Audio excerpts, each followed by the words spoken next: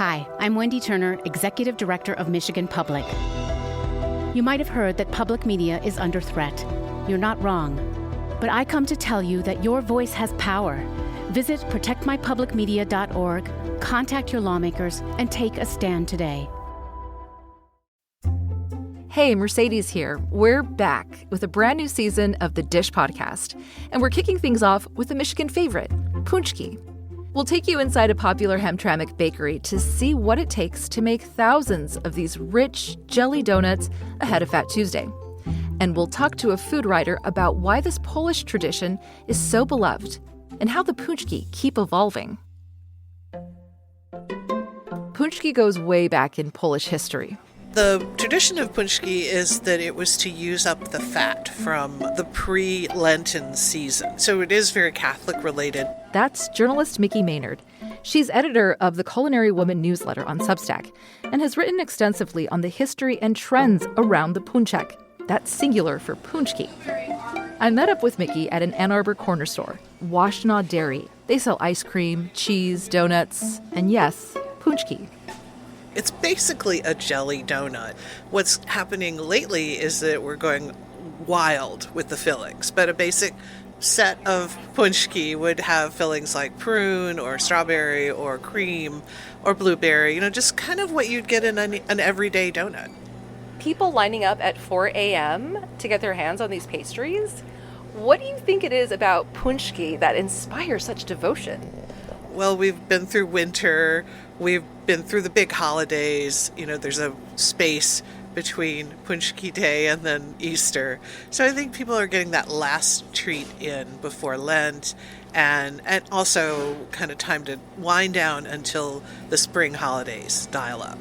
In Michigan, the day has evolved from a religious observance to a festive event celebrated by so many. What's happened in Michigan is we have a large Polish-American population in Detroit. There's also a big one in Chicago, and it's kind of been embraced by everyone. I have seen Pączki in every part of the Detroit area, no matter the background of the people that live there.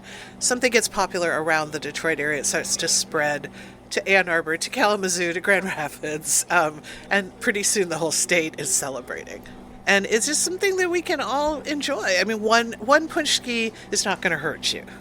I read it's like 500 calories, maybe. That's not bad. I mean, that's like a hamburger, right? Yeah, I mean, it's sort of the Big Mac of donuts, of pastries. And you're not going to have like 5 Big Macs. You might have one Big Mac once in a while. And I think that's kind of how people see it, that, one won't hurt me.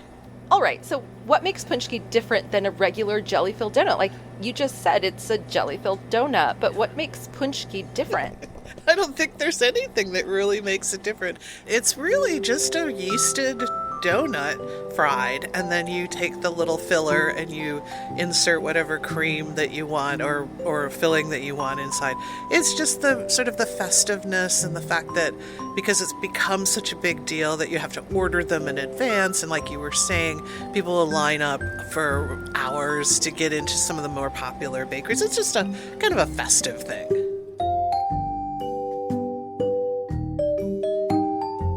So when I was a kid, you only saw Pączki on Pączki Day, which is Fat Tuesday, Mardi Gras Day in New Orleans. And it was basically somebody would stop on their way to the office and pick up a dozen and bring them in, and everybody would go, "Oh, Pączki," and they would have a Pączki. And my mother, when she was alive, would go to a luncheon at the Ann Arbor City Club, and the ladies would all have a Pączki, and that was it. But what's happening is people are placing pre-orders. I guess we've become a pre-order culture, and the bakeries and the food places have seized upon that. So it's sort of like building Pączki excitement. So places like Snickerman's Bakehouse and here at Washtenaw Dairy and other spots around Ann Arbor and elsewhere in Michigan, they really kind of hype the place your order, don't be left out of getting your Pączki. Traditionally, Pączki were filled with flavors like prune and rosehip, I read. But today we see everything from Nutella to cappuccino cannoli cream. Sounds delicious. What do you make of these modern variations? I have to be honest, if I was going to get one, I would definitely go for the cannoli cream. So this dates back to the New Palace Bakery and some other bakeries that decided as far back as 25 years ago, that they wanted to go further with Pączki. And so it used to be just a round jelly donut with the filling inside and a little powdered sugar on top. Now people are splitting them open. They're like 3 layers. There's a little creamy stuff and decorations on the top, and they become almost more of a dessert than just a jelly donut. It's become more of a canvas than just something simple. Do you have a favorite flavor? So among the old school flavors, I like the custard. Among the newer flavors, I love the cannoli cream idea. I was actually in Luca Pastry here in Ann Arbor, and they had their Pączki out a couple of weeks ago. And one of the flavors that they have is they take the donut, they take the cannoli cream that they put in their cannolis, and then they put chocolate chips in it. So for me, that's like the Pączki of my dreams. In terms of the others, I think New Palace Bakery has really gone wild, and they have new flavors every year. So let's head over to New Palace Bakery in Hamtramck and see what they have this year.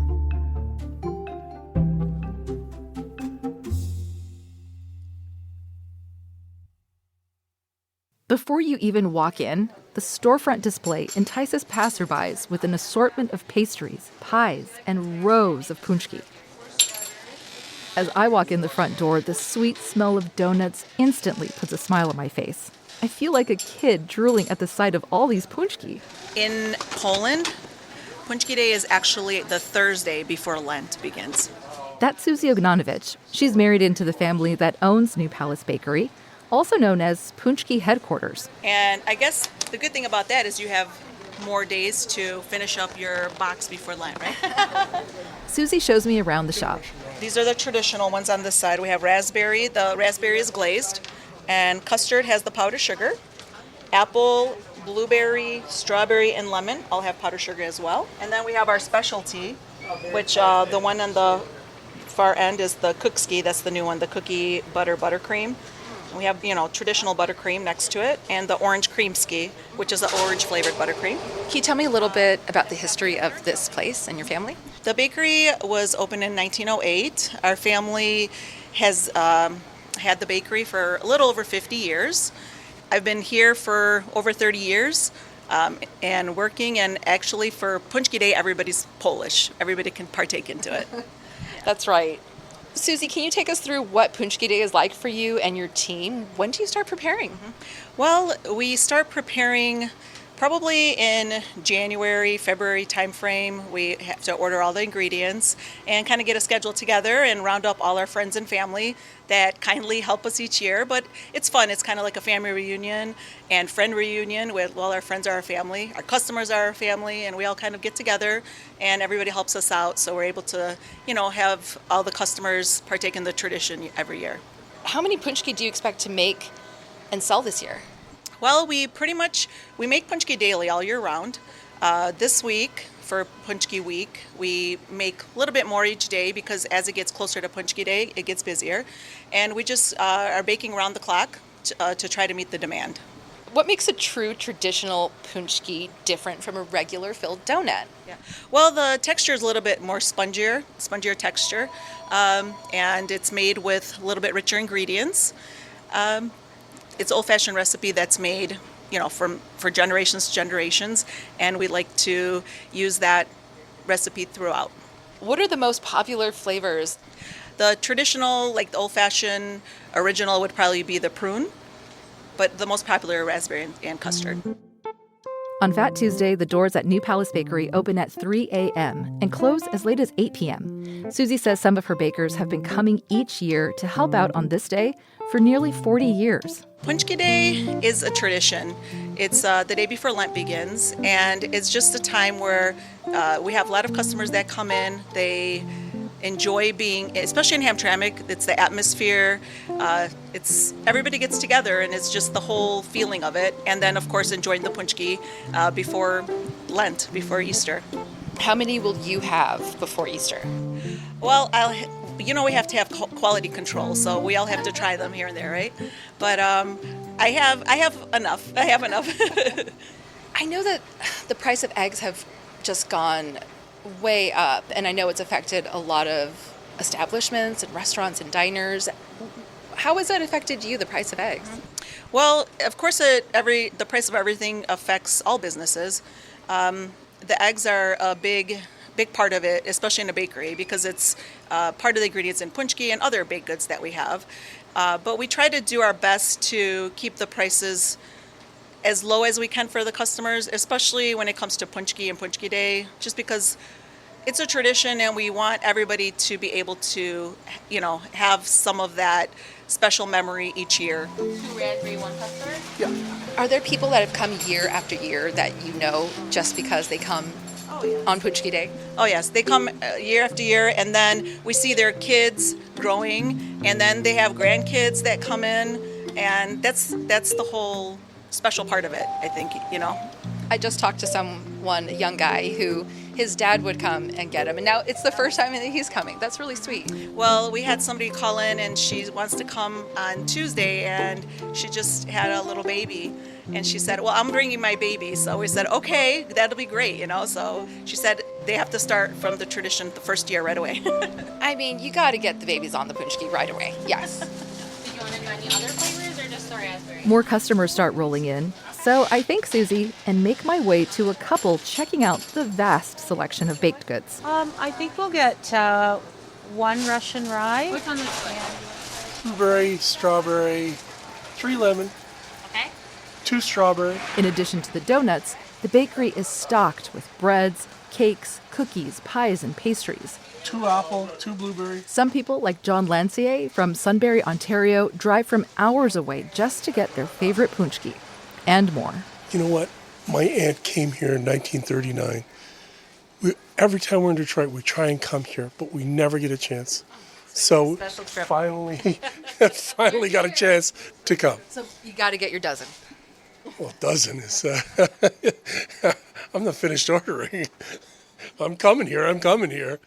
Before I leave, there's a custard pączek calling my name. This is very soft. I mean, look at me. I have powdered sugar all over me now. Very yummy. There's a good balance of bread and filling. It's soft and chewy. In Michigan, Pączki have become more than just a jelly donut. They're part of our food Delicious. culture, whether you get them a week early or stand in line for hours. Here's Micki Maynard again. It's a great unifier. So if you think about our food-related holidays, we have turkey on Thanksgiving. We have candy canes at Christmas.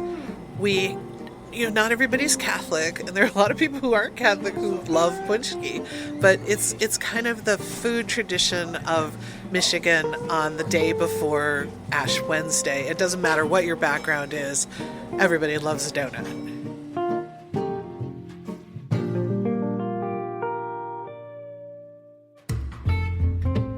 And that's the dish. I hope you'll join me this season as we're heading up north to explore Michigan's culinary scene beyond the big cities, sitting down with chefs who bring their own unique flavors to the table.